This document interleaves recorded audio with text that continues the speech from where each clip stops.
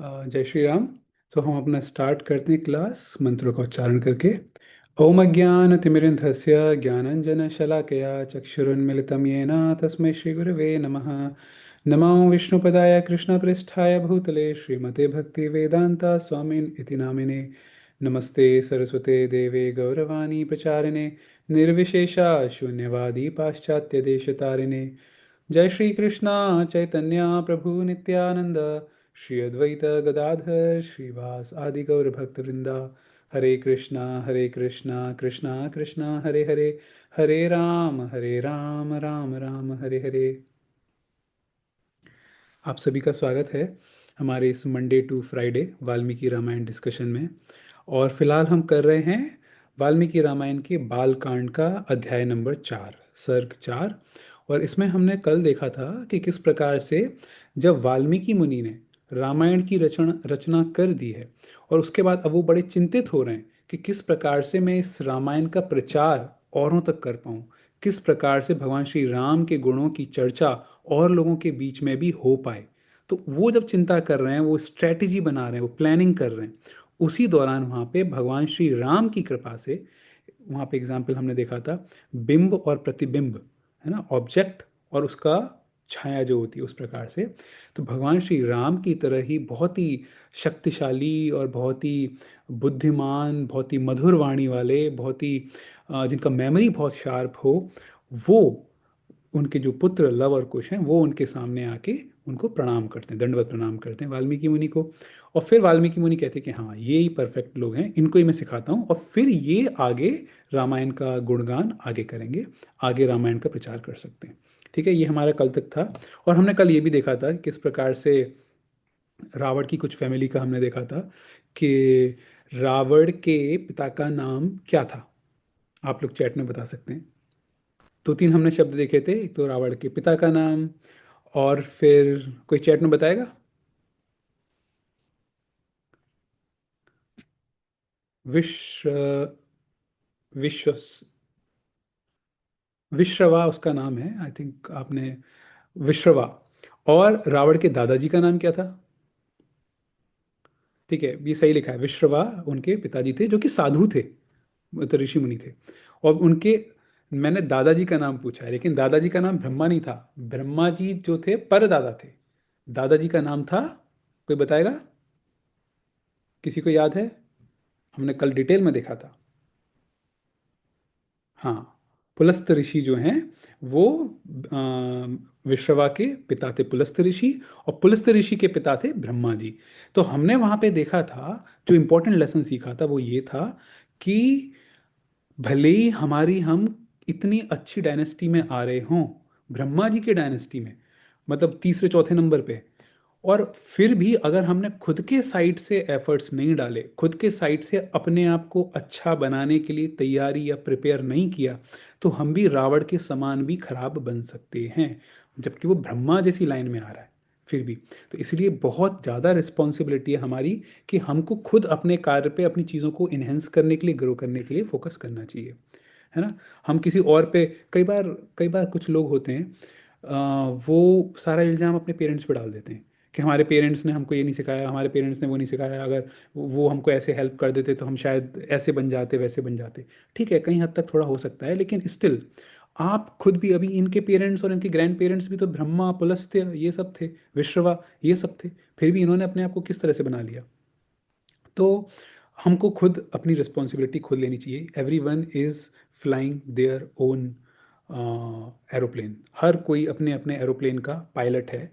बाकी के लोग आपको गाइड कर सकते हैं, ग्राउंड स्टेशन जो होता है, एटीसी और ये सब होते हैं, वो गाइड कर सकते हैं, हाँ भाई आपका प्लेन इधर जा रहा है, थोड़ा इधर ले लो, उधर ले लो। लेकिन प्लेन के मालिक आप हो, प्लेन के पायलट आप हो। आपको, अब प्लेन मतलब क्या है?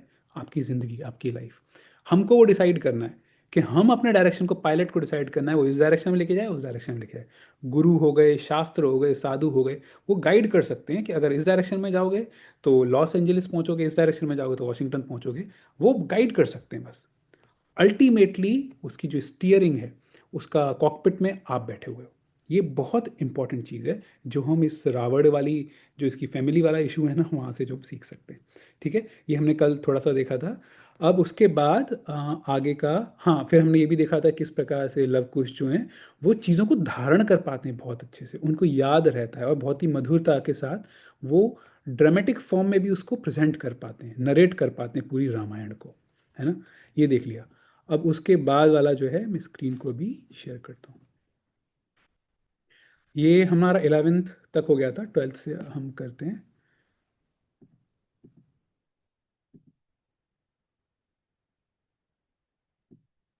इसको थोड़ा बड़ा कर लेते हैं।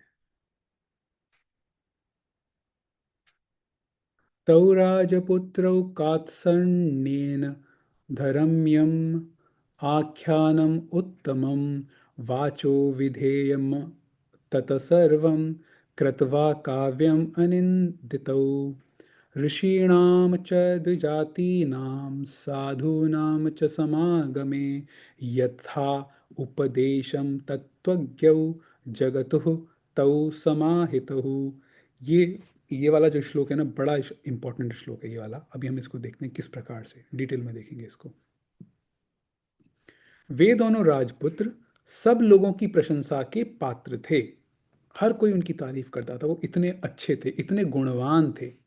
उन्होंने उस धर्मानुकूल उत्तम उपाख्यानमय संपूर्ण काव्य को जिह्वाग्र कर लिया था अपने जीव से। वो बहुत अच्छे से, यानी कि जब वो गाते हैं बोलते हैं बहुत ही अच्छे से मधुरता के साथ वो उस, ये किसकी बात कर रहे हैं, धर्मानुकूल उत्तम उपाख्यानमय, ये किस काव्य की बात कर रहे हैं, रामायण की। रामायण को उन्होंने इस तरीके से अपने अंदर आत्मसात कर लिया था, उनकी जिह्वा पे था वो, और बहुत ही सुंदर तरीके से वो बोलते थे।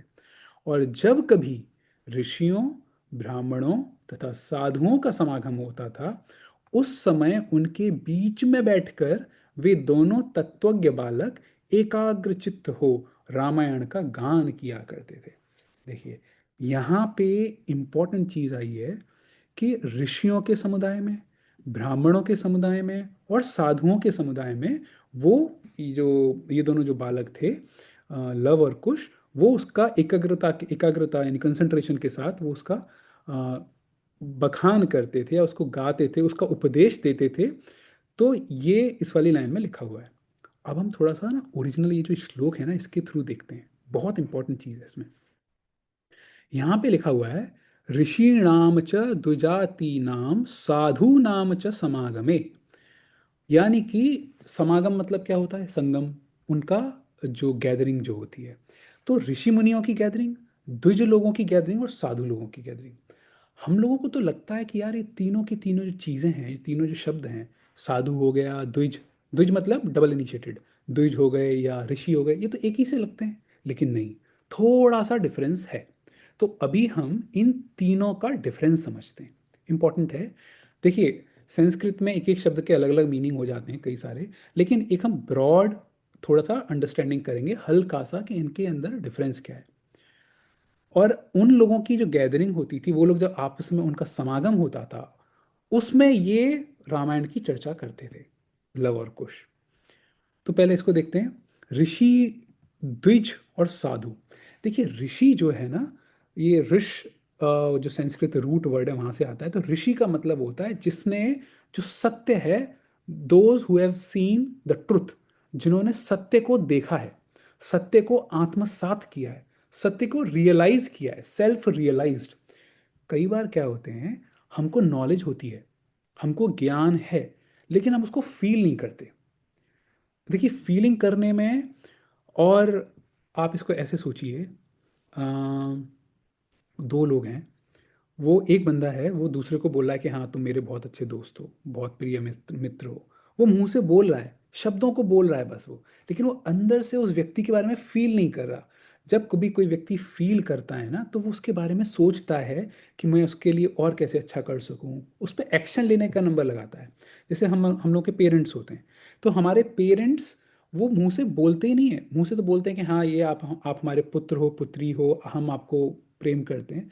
वो अंदर से फील भी करते हैं, मतलब वो अंदर से कोशिश करते हैं किस प्रकार से मैं अपने पुत्र, अपने बेटा या बेटी के और कैसे उनका भला कर सकूं, और उनके लिए क्या अच्छी फैसिलिटीज़ प्रोवाइड कर सकूं, कैसे उनका कंफर्ट लेवल इंक्रीज कर सकूं, कैसे उनको पढ़ाई में, जॉब में, इन सब चीज़ में, करियर में हेल्प कर सकूं। उसको बोलते कि अंदर आत्मसात कर रखा है, रियलाइज कर रखा है। तो वो मुंह से ही नहीं बोल रहे, वो मुंह से भी बोल रहे हैं और हृदय से सोच भी रहे हैं। तो ऋषि, ये जो वर्ड है, ये वह व्यक्ति होते हैं, ये वह कैटेगरी होती है जो अपने अंदर भगवान को फील करते हैं, भगवान के सेल्फ रियलाइज सोल। उनको अच्छे से पता है कि सुप्रीम कौन है, हमको इस पर्पस, लाइफ का पर्पस क्या है, और वो अंदर से, हृदय से उनके अंदर वो चीज़ होती है। ठीक है, ऋषि ब्रॉडली ये होता है। दूसरा, द्विज। देखो, द्विज का मतलब होता है ट्वाइस बॉर्न, यानी वह व्यक्ति जो दो बार पैदा हुआ हो। अब इसका मतलब क्या है, दो बार पैदा? एक बार तो हम हर कोई पैदा होते हैं, जब हम लोग की बर्थ हुई थी, जन्म हुआ था, एक बार तो हो गया। दूसरा मतलब वो होता है जब उपनयन संस्कार होता है। कई बार वो जनेऊ पहनाते हैं ना, तो वो जो सूत्र धागा टाइप का जो होता है वो, तो ये थोड़ा सा रिचुअलिस्टिक होता है। तो जब कभी भी जनेऊ संस्कार होता है या उपनयन संस्कार होता है, जब इसको दूसरा दीक्षा भी बोल सकते हैं, जब कभी भी ये होता है तो व्यक्ति को कहा जाता है कि हाँ, ये अब द्विज हो गया। यानी ये जो इसका उपनयन संस्कार जो हुआ है, इसको जो जनेऊ पहनाया गया है, ये इसका सेकंड बर्थ है, दूसरा जन्म इसका है। अब इस दूसरे जन्म के बाद क्या है, ये जनरली उनको पहनाया जाता है, उनको दिया जाता है जो थोड़े रूल्स रेगुलेशन को अच्छे से फॉलो कर पाए, जिनको पद्धतियाँ थोड़ी पता हों कि कैसे हवन करना है, कैसे भगवान का, जैसे भगवान का आरती कैसे करनी है, भगवान को भोग कैसे लगाना है। मतलब जो रूल्स एंड रेगुलेशन है ना, जो हम भक्ति करते हैं। देखिए, एक्चुअल में प्रेम करने के लिए आपको रूल्स नहीं चाहिए। आप डायरेक्ट भगवान से प्रेम कर सकते हो। कोई ऐसा नहीं है कि ना, प्रेम करने के लिए आपको कुर्सी पे बैठना पड़ेगा, आलती पालती मार के बैठना पड़ेगा, नहीं जी। भगवान भावग्राही जनार्दन है, आप उनसे बिना रूल्स के प्रेम कर सकते हो। लेकिन फिर भी कई बार क्या है, कुछ रूल्स को अगर हम फॉलो करते हैं तो उस प्रेम को हम और प्रगाढ़ कर सकते हैं, और गहराई और अच्छे से कर सकते हैं। तो भक्ति में ये हेल्प करते हैं।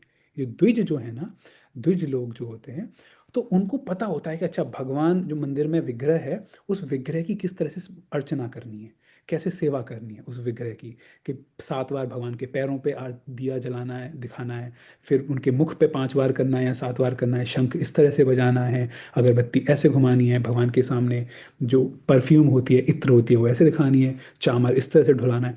तो ये जो चीज़ें हैं ना, रूल बेस्ड, रूल्स को फॉलो कर रहे हैं। तो ये चीज़ जो द्विज होते हैं, उनको रूल्स, इसको इंग्लिश में रिचुअल्स भी बोलते हैं। तो इन चीज़ों पे उनका ज़्यादा ध्यान रहता है, उनको बहुत अच्छे से पता है। जैसे यज्ञ करते हैं, तो यज्ञ करते के टाइम पे जो यज्ञ, यज्ञ वो जो होता है ना, यज्ञ कुंड जो बनाते हैं, उसका डायमेंशन कितना होना चाहिए, प्रॉपर डायमेंशन होना चाहिए, कि इतने क्रॉस इतने का होना चाहिए, ये उसका जो स्क्वायर शेप है, उसकी लेंथ इतनी होनी चाहिए, उसकी चौड़ाई इतनी होनी चाहिए, इतनी स्टेप्स होनी चाहिए, उसमें गहराई इतनी होनी चाहिए। ये वाले मंत्र के साथ इसको आहुति डालेंगे, इस वाली आहुति को अग्नि के अंदर डालेंगे, और इस वाली आहुति को बाहर जमीन पे रखेंगे। कुछ कुछ होते हैं, मतलब मैं जहाँ पे अभी रहता हूँ, गोवर्धन इको विलेज में, यहाँ मॉर्निंग में डेली 1 घंटे का यज्ञ होता है, डेली 5:45 से 6:45। तो आई थिंक वो यूट्यूब पे भी आता है कुछ कुछ सैटरडे संडेज को लाइव। तो उस यज्ञ में, वहाँ पे जब हमने अटेंड किया, तब हमको पता चला कि मतलब उसका क्या, कितना एलेबोरेट प्रोसीजर होता है उसमें, कि अ, मतलब इस वाले मंत्र में, मतलब वो देवताओं को बुला रहे हैं और फिर अग्निदेव को बुला रहे हैं, और इसमें ये कर रहे हैं, फिर इस वाली चीज़ को यहाँ पे डालना है, उसको वहाँ डालना है। बहुत ही इलेबोरेट होता है। तो जिनको ये पद्धति और ये चीज़ें बहुत अच्छे से पता होती हैं, तो उनको हम द्विज बोलते हैं। ठीक है। अब द्विज में और ऋषि में आप दोनों को सेम भी हो सकते हैं। यानी एक व्यक्ति ऐसा भी हो सकता है जो अंदर से उसे रियलाइज्ड है कि हाँ, भगवान के, बिल्कुल भगवान की भावना, भगवान के चित्त में ही, भगवान की चीज़ों में लगा हुआ है, और बाहर से उसको ये रूल्स एंड रेगुलेशन भी अच्छे से पता है कि अच्छा, यज्ञ कैसे करना है, ये क्या कैसे करना है। और ऐसा भी हो सकता है कि एक व्यक्ति ऋषि हो लेकिन द्विज ना हो, ये भी हो सकता है। हो सकता है उसको ये सारी पद्धतियाँ, ये सब हवन करना, अर्चना करना, ये सब नहीं आता हो, लेकिन अंदर से प्रॉपर सेल्फ रियलाइज्ड है। ठीक है। सेम चीज़ यहाँ पे भी हो सकती है कि एक द्विज है, हो सकता है वो ऋषि ना हो, अंदर से हो सकता है उसको इतना रियलाइज ना हो, इतनी रियलाइजेशन अंदर से भगवान के बारे में, भाव वो सारा हो सकता है ना हो, लेकिन उसको पद्धतियाँ वो बहुत अच्छे से आ सकती हैं। ठीक है। तो अभी इस कॉन्टेक्स्ट में ये बताया जा रहा है कि ऐसे लोगों का जो समूह होता था, जो ऋषि गणों का जो समूह होता था, जहाँ पे इतने सेल्फ रियलाइज्ड लोग होते थे, उस समूह के अंदर भी ये लव कुश जाके रामायण का गुणगान करते थे। और ऐसे लोगों का जो समूह होता था जहाँ पे द्विज लोग होते थे, जो रिचुअलिस्टिक होते थे, जो इतनी पद्धतियाँ, इन रूल्स रेगुलेशन को बहुत अच्छे से करते थे, ऐसे लोगों के समूह में, ऐसे द्विज लोगों के समूह में जाके भी वो रामायण का प्रचार करते थे, रामायण का गान करते थे। दो कैटेगरी हो गई। अब आते हैं तीसरी कैटेगरी। तीसरी कैटेगरी है साधु नाम। साधु, देखिए साधु का मतलब ये है जो थोड़ी जो साधना करता है ना। और साधु का मतलब ये हो गया कि वो व्यक्ति अपनी लाइफ में, भले ही उसका अंदर मेंटली वो कैसा हो, अंदर उसके भावना कैसी भी हो, अंदर कितना उसको ज्ञान हो ना हो, लेकिन वह व्यक्ति ऊपर से सोशली बाहर की तरह से वो अच्छे से बिहेव करने का प्रयास करता है। उसको पता है कि शास्त्रों में क्या क्या लिखा हुआ है, उन शास्त्रों के अनुसार कार्य करने का प्रयास करता है। जरूरी नहीं है कि वो 100% बहुत अच्छी स्थिति में उन सबको फॉलो कर पा रहा हो, लेकिन अगर उसको पता है कि भाई सुबह जल्दी उठना चाहिए, सुबह जल्दी उठ के नहा धो के थोड़ा भगवान का भजन करना चाहिए, फिर अपना कार्य करना चाहिए, ये सब उसको पता है, भगवान का नाम लेना चाहिए और थोड़ा भगवान की अर्चना करनी चाहिए, कुछ शास्त्र पढ़ना चाहिए, और फिर हमको अपनी फैमिली या उसकी रिस्पॉन्सिबिलिटीज़ को निभाना चाहिए, ये सारी की सारी चीज़ें बाहर से वो बहुत अच्छे से फॉलो करने का प्रयास कर रहा है। हो सकता है थोड़ा कभी ऊपर नीचे हो जाए, लेकिन ऊपर से वो इन सारी चीज़ों को फॉलो कर रहा है। हो सकता है ये जो साधु है, इस साधु को कुछ भी, ये जो अभी हमने ये जो देखा था ना, द्विज वाली जो चीज़ें थी रिचुअलिस्टिक, उसको पद्धतियाँ हो सकता है ना आती हों। हो सकता है उसको ना पता हो कि भगवान जो हमारे घर में है, जिनकी मैं पूजा कर रहा हूँ, कि उनको कितनी बार आरती करनी है, कैसे करना है, हो सकता है ना आता हो। तो हो सकता है कि एक साधु है लेकिन वो द्विज नहीं है, ये पॉसिबल है। दूसरी चीज़, नेक्स्ट सवाल, क्या ऐसा पॉसिबल है कि साधु है लेकिन वो ऋषि नहीं है? बिल्कुल हो सकता है। ऋषि मतलब जिसको अंदर से बिल्कुल भाव है भगवान का, अंदर से प्रॉपर सेल्फ रियलाइज है, पूरा आत्म साक्षात्कार हो चुका है उसको। लेकिन ये साधु जो है अभी साधना कर रहा है, ये कोशिश कर रहा है।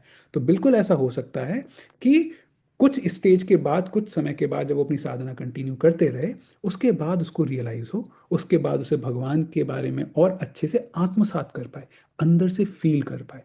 तो आपको समझ में आ गया? अगर एक लाइन में बताऊं तो क्या है, साधु मतलब वह व्यक्ति जो साधना कर रहा है, बाहर से बहुत अच्छे से एक सात्विक व्यक्ति की तरह अपनी लाइफ जी रहा है, भले ही उसको बहुत अच्छे से शायद ना जानता हो, लेकिन शास्त्रों के अनुसार थोड़ी लाइफ जीने की कोशिश कर रहा है, सारी रिस्पॉन्सिबिलिटी सब कुछ निभा रहा है, पूजा पाठ भजन सब कुछ कर रहा है। ठीक है। और वो हो सकता है द्विज ना भी हो, और हो सकता है वो ऋषि ना भी हो। क्या ऐसा पॉसिबल है कि एक ऋषि है और वो साधु नहीं है? बिल्कुल पॉसिबल है। ऋषि मतलब उसको अंदर से अच्छे से पता है। हो सकता है वो दुनिया की बाकी की सारी चीज़ों को छोड़ छाड़ के अपनी केवल भक्ति कर रहा हो, केवल बिल्कुल किसी किसी का कहीं पे बिल्कुल आइसोलेटेड जगह पे जाके, हिमालय हिमालय पे जाके अपनी भजन कर रहा हो। ऋषि वाली कैटेगरी में आ जाएगा। वो बाकी की और किसी चीज़ों में बाहर से सोशली समाज में कुछ कार्य ना कर रहा हो। तो ऋषि हो सकता है, हो सकता है वो साधु ना हो, है ना। तो आप देखेंगे ये जो तीनों के कॉम्बिनेशन हैं, ऋषि द्विज और साधु के, हो सकता है कि एक व्यक्ति ये है और ये दोनों नहीं है, हो सकता है एक व्यक्ति दोनों है लेकिन तीसरा नहीं है, और हो सकता है एक व्यक्ति तीनों हो। समझ गए? तो जितने भी हमारे जो डिवोटी वाली कैटेगरी में होंगे, जो थोड़े आध्यात्मिक टाइप के लोग होंगे, जनरली वो इन्हीं तीन कैटेगरी में आएंगे। अब आप ये सोचिए, इन तीनों की तीनों कैटेगरीज को रामायण का श्रवण कौन करवाते हैं बहुत अच्छी तरीके से? लव और कुश। तो आप सोचिए लव और कुश का स्टेटस क्या होगा। आप सोचिए कि वो इन तीनों के एक तरह से ना एमेलगेमेशन है, तीनों का ओवरलैपिंग कह सकते हैं। सब कुछ आता है उनको, और वो उनको सुनने के लिए तीनों की तीनों कैटेगरी, साधु द्विज और ऋषिगण, वो लालायित रहते हैं। वो लेवल है हमारे लव और कुश का। ये मैंने आपको डिटेल में पता है क्यों बताया?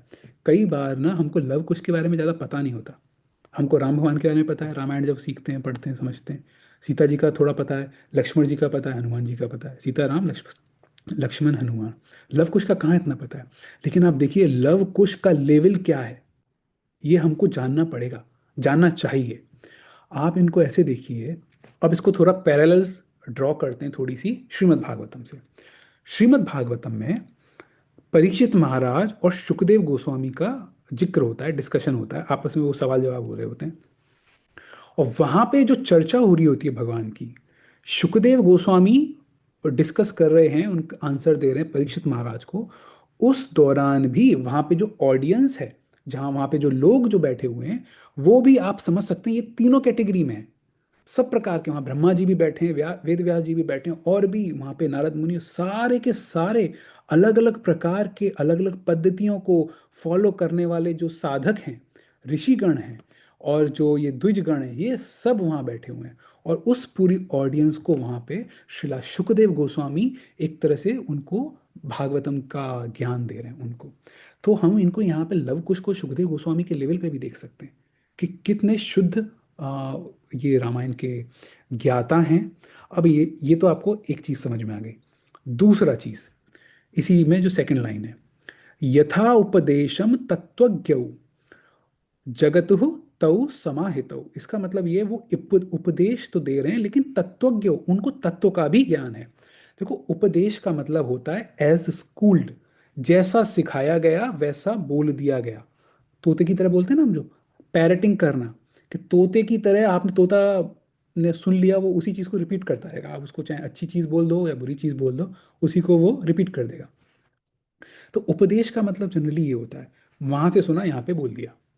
तो ये कई बार एक मैकेनिकल एक्टिविटी भी हो सकती है कि अंदर हमने आत्मसात नहीं किया, अंदर हमने रियलाइज नहीं किया, हमने बस उठा के इधर से इधर चिपका दिया, बस इधर से सुना इधर से बोल दिया। उसको एक तरह से उपदेश हो सकता है, ऐसा हो वर्बली बोल देना। लेकिन तत्वज्ञ मतलब जो मैं बोल रहा हूं वो तो सही है, मैंने इधर से सुना इधर बोल रहा हूं, लेकिन उसको मैंने रियलाइज भी किया है, उसको मैं अपनी लाइफ में भी जोड़ रहा हूँ, लाइफ में भी अप्लाई कर रहा हूँ। तत्वज्ञ, तत्व, तत्व मतलब होता है उसकी डेप्थ, वो कहना क्या चाहता है, वो जो जो मैं बोल रहा हूँ उसका इम्प्लीकेशन क्या है, उसका अप्लाइड वर्जन क्या है, उसे लाइफ में मैं कैसे अप्लाई कर सकता हूँ, वो वाली चीज़। तो उस वाले तत्व को भी समझना और उसको भी अपनी लाइफ में जोड़ना। तो लव कुश जो है ये वाले कैटेगरी के हैं। वो ना केवल बोलते हैं, वो उस चीज को, उस तत्व को अपने जीवन में आत्मसात भी करे हुए हैं। तो ये एक लक्षण होता है कि हम जो, जिससे हम अपना कथा सुन रहे हैं ना, उसका ये लक्षण होना चाहिए। केवल कोई उपदेश दे रहा है वो बेस्ट नहीं है। ठीक है, थोड़ी सी आपको इन्फॉर्मेशन मिल जाएगी, थोड़ा विजडम, थोड़ा ज्ञान हो जाएगा, लेकिन एक्चुअल में जो है, जिससे आप सुन रहे हैं, वो तत्वज्ञ भी होना चाहिए, अंदर आत्मसात किया हुआ होना चाहिए, अपनी लाइफ में भी फॉलो कर रहा हो अगर, तब अगर वो बोल रहा है, उपदेश दे रहा है, तो सामने वाले की लाइफ में भी उसका ज़्यादा असर पड़ता है। ये अदरवाइज तो देखो ना, कई बार बोलने में क्या है, फिर लोग ऐसे बोल सकते हैं, इधर का सुना उधर बोल दिया, इधर का पढ़ा उधर सुना दिया, लेकिन क्या लाइफ में भी अप्लाई कर रहे हैं, ये हमको थोड़ा सा चेक करके तब हमको किसी पर्टिकुलर स्पीकर से जो बोल रहा है उससे सुनना चाहिए। और ये लव और कुश इस कैटेगरी में आते हैं। उपदेश, वो उपदेशक भी हैं और तत्वज्ञ भी हैं, बोलते भी हैं, वो बोल रहे हैं जो सुना है और उस चीज को अपनी लाइफ में भी अप्लाई किया है। ओके, अब यहाँ पे आता है लास्ट चीज। ये श्लोक इतना इंपॉर्टेंट है, देखो हमारा आज का पूरा डिस्कशन इस श्लोक पे हो गया है, बहुत इंपॉर्टेंट श्लोक है। जगतु तौ समाहितौ, कि अब वो उसको जो इन्होंने ये जो सीखा है उसको क्या समाहितौ, मतलब समाहित में मतलब बहुत ही अच्छी कंसंट्रेशन के साथ, वो बहुत एकाग्रता के साथ वो इसका गान कर रहे हैं। ये समाहितौ मतलब होता है सुपरलेटिव डिग्री ऑफ कंसंट्रेशन, कि बहुत ही ज्यादा एकाग्रता के साथ वो उपदेश भी दे रहे हैं, जो यानी कि आप सोचो तीन चीज हो गई। वो व्यक्ति अपनी लाइफ में फॉलो भी कर रहा है, तत्वज्ञ, फिर जो उसने सुना है उस चीज को एज इट इज बता भी रहा है, उपदेशक, साथ के साथ समाहित, वो, आप यहां देखो, एकाग्र चित्त होकर, यानी कि वो जिस समय बता रहा है वो डाइवर्ट ही नहीं हो रहा। कई बार क्या होता है, कुछ लोग बताते बताते, चीज़ों को बताते बताते कई बार डाइवर्ट भी हो जाते हैं। डाइवर्ट का एग्जाम्पल आप ऐसे सोच सकते हैं कि उस चीज़ को किसी और चीज़ों से मिक्सअप कर दिया। कई बार ऐसे हो जाता है ना कि आदमी, कई बार स्ट्रेटेजिकली भी होता है कि एक व्यक्ति एक भक्ति से रिलेटेड कोई पॉइंट बता रहा है, लेकिन उस पॉइंट को बताते बताते उसने कोई भौतिक वाली चीज़ भी जोड़ दी उसके साथ। तो कई बार वो थोड़ा हेल्पफुल ऐसे हो जाता है कि सामने वाले को समझ में थोड़ा इजी आ जाता है, अच्छे से आ जाता है। लेकिन कई बार ऐसा भी हो सकता है कि ये जो व्यक्ति है जो बता रहा है, वो थोड़ा डाइवर्ट होके किसी दूसरे रास्ते पे निकल जाए, भक्ति वाले पॉइंट को ही छोड़ दे। देखो, अगर हम भौतिक कोई एग्जाम्पल ले रहे हैं भक्ति का पॉइंट समझाने के लिए, तो चलता है, कोई इतनी दिक्कत नहीं है अगर ज़्यादा डाइवर्ट नहीं कर रहे। लेकिन भक्ति का एग्जाम्पल लेके भक्ति की चीज़ उठा के आप भौतिक चीज़ों में लिप्त हो रहे हैं, वो सब कर रहे हो, वहाँ पे थोड़ा सा अपने को बचना चाहिए। तो इनका है एकाग्रता के साथ इन्होंने ये चीज़ बता रहे हैं। तो ये गुण होना चाहिए हम जिससे सुन रहे हैं, हम भक्ति की चीज रामायण महाभारत जिससे सुन रहे हैं ना, उनके अंदर ये गुण होना चाहिए, नंबर वन। दूसरा चीज क्या है, अगर हम किसी को सुना रहे हैं तो हमको भी कोशिश करनी चाहिए कि हमारे अंदर ये गुण हो। हमने जैसा सुना है, जैसा शास्त्रों में देखा है, वैसा ही बोले, हम उसको अपनी लाइफ में भी अप्लाई करें, और एकाग्रता के साथ बिना डिस्टर्ब हुए चीजों को समझाएं, सुनाएं। ओके। तो ये हमारे इस वाले श्लोक का मतलब था। तो आज हम इसी वाले श्लोक तक रखेंगे। अभी हमारे क्लास में 3-4 मिनट बचे हैं। तो एनीवे आज हम केवल यहीं तक रखेंगे। आज की क्लास से रिलेटेड अगर किसी को कोई कोई डाउट है, कुछ है, तो आप हैंड रेज कर सकते हैं। राधा देती माता जी, मैं अभी आपको अनम्यूट करता हूँ। हाँ जी। हाँ जी प्रभु जी, मैं ये पूछ रही थी कि जो आपने बताया ना ऋषि, साधु और द्विज, तो इसको हम उत्तम, मध्यम और कनिष्ठ अधिकारी से भी रिलेट कर सकते हैं क्या? नहीं, डायरेक्ट नहीं कर सकते। मैं आपको बताता हूँ क्यों। डायरेक्ट नहीं कर। हाँ, मैं आपको ऐसे अच्छा ठीक बताता है। हूँ। देखो, यहाँ पे ये अलग अलग कैटेगरी है। देखो, उत्तम, मध्य और कनिष्ठ, ये जो तीन ये जो होते हैं ना, इनका जो डिफरेंशिएशन होता है वो इस बेसिस पे होता है कि व्यक्ति की कितनी इस व्यक्ति को ये वाला जो व्यक्ति है ये केवल भक्तों को वो रेस्पेक्ट करता है, ये केवल जो भगवान के विग्रह हैं उनको रेस्पेक्ट करता है। मध्यम वाला वो दोनों साइड से थोड़ा देख लेता है। उत्तम वाला उसको कुछ वो दिखता ही नहीं है, कि किसी के अंदर फॉल्ट दिखता ही नहीं है ना। तो ये एक तरह से डिफरेंट डिफरेंट ये हम्म ग्रेडेशन हो जाएंगे। लेकिन यहाँ पे क्या है, तीनों ही हम्म बहुत ही अपनी अपनी कैटेगरी के चैंपियन हैं। ऋषि अपनी कैटेगरी के चैंपियन हैं, ये अपनी कैटेगरी के चैंपियन है द्विज, और जो तीसरे वाले हैं हमारे हम्म, ऋषि, द्विज, और तीसरे कौन साधु। से थे, साधु, ये अपनी कैटेगरी। साधु। हाँ, ये तो हम हम्म। इनको डायरेक्ट वैसे नहीं समझ सकते। नहीं कर सकते। हाँ, ओके, समझ गई मैं। ओके। आप ऐसा सोचो, हरे जैसे कृष्ण। जो ऋषि जो है हम उसको कह सकते हैं कि उत्तम अधिकारी टाइप से, वो कह सकते हैं एक तरह से, हम्म है ना, कि उत्तम अधिकारी बिल्कुल हम्म शुद्ध भक्त, उसको किसी और चीज का कुछ नहीं, है ना। और इसी प्रकार से जो ऋषि हैं वो भी मतलब आत्मसात किए हुए हैं, हम्म। आत्म साक्षात्कार मिले हुए हैं, तो वो चीज थोड़ा सा कंपेयर किया जा सकता है।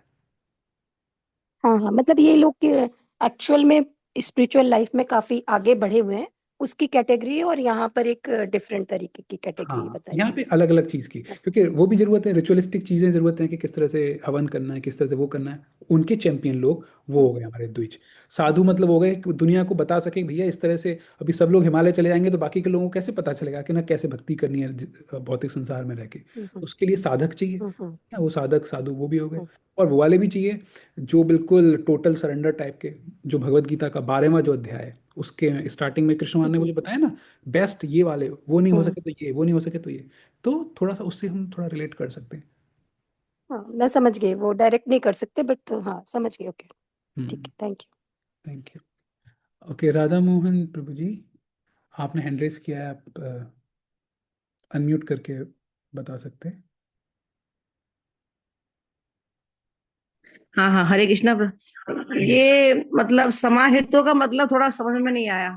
तो ये समाहित का मतलब ये है कि ये इन्होंने कंसंट्रेशन, एकाग्रता, तो लव कुश जो हैं, जब जो रामायण का जब पाठ करते हैं, जब रामायण को समझाते हैं, तो बहुत ही ध्यान पूर्वक और बहुत ही एकाग्रता के साथ वो जो भी हमने देखा था ना, कि साधुओं को, द्विजगणों को और ऋषिगणों को, उनके जो समूह को जब वो समझाते हैं रामायण, बहुत ही एकाग्रता के साथ, बिना कुछ डिस्टर्ब हुए, बहुत अच्छे से वो समझाते हैं। तो वो हो गया हमारा समाहितो, एकाग्रता के साथ। तो वहाँ पे हमने देखा था कि कई प्रकार से कभी कभी ऐसा हो जाता है कि कुछ कुछ लोग जो हमारा आध्यात्मिक जो चीज़ है, शास्त्र का जो चीज़ है, उसको बताते बताते डायरेक्शन ही बदल गया। वो हो सकता है किसी भौतिक चीज़ में उसके बारे में इतना ज़्यादा डिटेल में वो सब बताने लग गए कि ये साइड में ही हो गया आध्यात्मिक चीज़, इसकी एकाग्रता ही भंग हो गई। वैसे नहीं। तो वहाँ हमने देखा था कि उस आध्यात्मिक पॉइंट को समझाने के लिए थोड़ा बहुत जो भौतिक चीज़ है वो एग्जाम्पल ले सकते हैं। लेकिन इस वाले पॉइंट को, आध्यात्मिक पॉइंट को समझाने के लिए। ऐसा ना हो कि आध्यात्मिक पॉइंट को समझाने के लिए आपने भौतिक एग्जाम्पल लिया, अब आध्यात्मिक पॉइंट को ही भूल गया, भौतिक एग्जाम्पल उसी पे चर्चा हो रही है, और वो भौतिक वाले पे कहानी हो गई, और पूरा आपने ग्रंथ ही लिख दिया, पूरा उपन्यास लिख दिया, केवल उसी पर डिस्कशन हो रहा है। कई बार ऐसे हो जाता है, बिल्कुल हम ऑफ ट्रैक हो जाते हैं, अलग डायरेक्शन में निकल जाते हैं। वो ना हो। तो लव और कुश समाहित मतलब बहुत ही कंसंट्रेशन के साथ, बहुत ही फोकस के साथ, एकाग्रता के साथ वो ये रामायण का गुणगान करते थे, रामायण का गान करते थे, पाठ करते थे। वो है उसका मतलब। ठीक है। Thank you, thank you. बहुत बहुत धन्यवाद। ओके, तो आज का हम डिस्कशन फिर यहीं तक रखते हैं, और ठीक है, फिर हम कल मिलते हैं एक एक बहुत इंपॉर्टेंट श्लोक के साथ, उसको करेंगे। ग्रंथराज श्रीमद् भागवतम की जय, वाल्मीकि रामायण की जय।